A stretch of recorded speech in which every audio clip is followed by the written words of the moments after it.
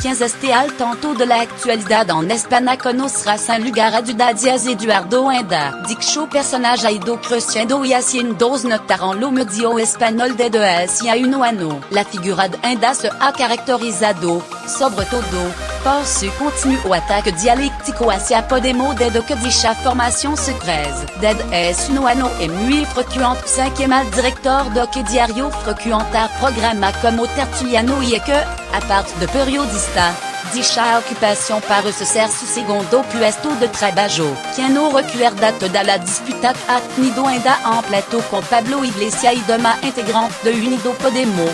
Y es que, si algo tiene claro Eduardo Inda es que su declaración sobre la financiación ilegal de Podemos por parte de Venezuela son más que verídicas, a pesar de que los tribunales hayan dicho todo lo contrario. Sin lugar a duda, el periodista parece haber comenzado una cruzada contra la formación de Pablo Iglesias, video, y esto es algo que se puede cinquième todo lo programa a lo que asiste.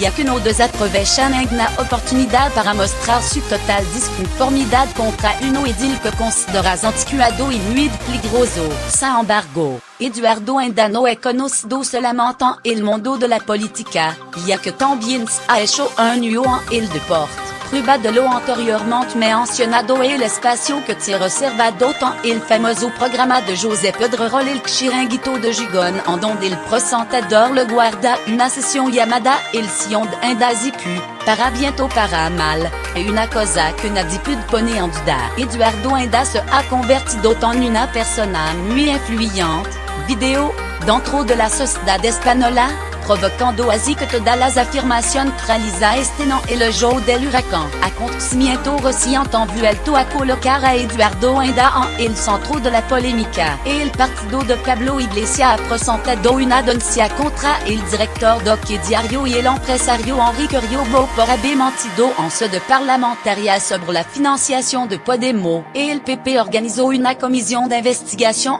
en el Senado para fiscalizar la financiación de todos los partidos políticos.